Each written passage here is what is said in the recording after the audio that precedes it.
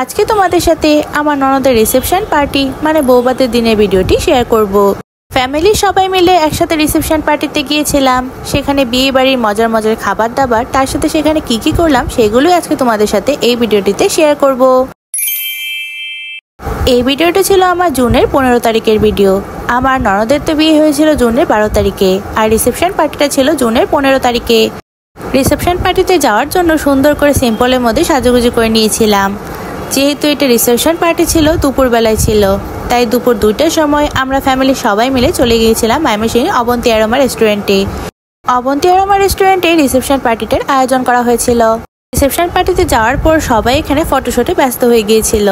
তো এই ফাঁকে আমি একটু ছোট ছোট করে ভিডিও ক্লিপ নিয়েছিলাম যেন তোমাদের সাথে শেয়ার করতে পারি।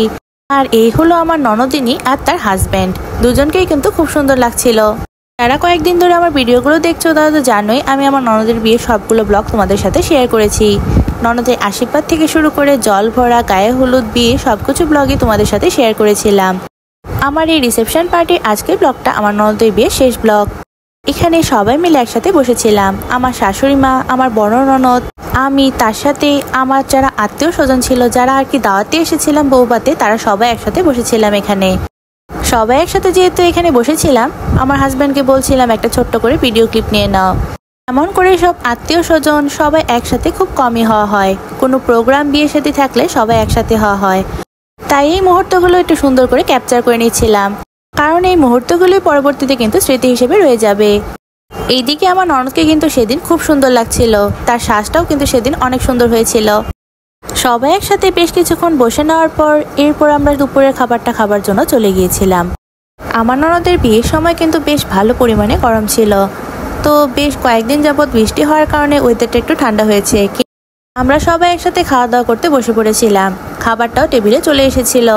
তো সেদিন খাবারের মেনুতে ছিল গরম গরম ধোয়া ওঠা কাচ্চি। আর বিয়ে বাড়ির খাবার দাবারের তো স্বাদই আলাদা হয়। এই দিন আমার ননদের রিসেপশন পার্টির মেনুতে কি ছিল চলো সেগুলো শেয়ার করি। সেদিন ছিল গরম গরম ধোয়া ওঠা কাচ্চি বিরিয়ানি, তার সাথে ছিল চিকেন রোস্ট, জালি কাবাব আর সালাদ। গরম গরম ধোয়া ওঠা কাচ্চি বিরিয়ানিটা আমার প্লেটে সুন্দর করে বেড়ে নিয়েছিলাম, তার সাথে জালি কাবাবটা ভেঙে নিয়ে অল্প পরিমাণে রোস্ট নিয়ে তার সাথে সালাদের সাথে ভালো করে মেখে নিয়ে একটা বাইট বানিয়ে খেয়ে নিচ্ছিলাম। কাচ্চিটা খেতে মোটামুটি ভালোই ছিল, কিন্তু সালাডটা খেতে কিন্তু অনেক বেশি মজা ছিল। কাচ্চির সাথে সালাডটা খেতে ভালোই লাগছিল। কাচ্চির সাথে ডিম, আলু, খাসির মাংস সবকিছু একসাথে ভেঙে নিয়ে খেয়ে নিচ্ছিলাম। আর কাচ্চি তো আলু ছাড়া একদমই কল্পনা করা যায় না। সবকিছু মিলিয়ে কাচ্চিটা মোটামুটি ভালোই ছিল খেতে, রোস্টটা খেতে অনেক ভালো লাগছিল। এই খাওয়া দাওয়া নিয়ে তো তোমাদের সাথে এর আগে আমি একটু ছোট্ট রিলও শেয়ার করেছিলাম। খাওয়া দাওয়া শেষ করে নেওয়ার পর সবাই মিলে একসাথে বসেছিলাম আর আড্ডা দিচ্ছিলাম। সবাই মিলে একসাথে আড্ডা দেওয়া, গল্প করা, এটাই তো বিয়ে বাড়ি অনেক বেশি মজা হয়। বিয়ে বাড়ির এই আনন্দময় মুহূর্তগুলো স্মৃতি হিসেবে রেখে দেওয়ার জন্য ছোট ছোট করে ভিডিও ক্লিপ নিচ্ছিলাম, আর ভাবলাম তোমাদের সাথে একটু একটু করে শেয়ার করা যাক। আর বিয়ে বাড়ি মানে তো প্রচুর ছবি তুলতে হবে। বিয়ে বাড়ি সবাই মিলে একসাথে অনেক সুন্দর সুন্দর ছবি তুলে নিয়েছিলাম। এত সুন্দর করে সাজুগুজু করার পর ছবি না তুললে তো একদমই চলে না, তাই বউয়ের সাথে সিঙ্গেল সবভাবেই ছবি তুলেছিলাম। আর এদিকে আমি আর আমার হাজব্যান্ড একটু ভিডিও করে নিচ্ছিলাম। এর সাথেই তোমাদের সাথে আমার আজকের রিসেপশন পার্টির ব্লগটি এখানেই শেষ করছি। এর সাথে সাথে আমার ননদের বিয়ে সবগুলো ব্লগই শেষ হয়ে গেল।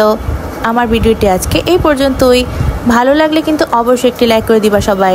নেক্সটে নতুন নতুন ব্লগ নিয়ে আবার দেখা হচ্ছে। Thanks for watching, by.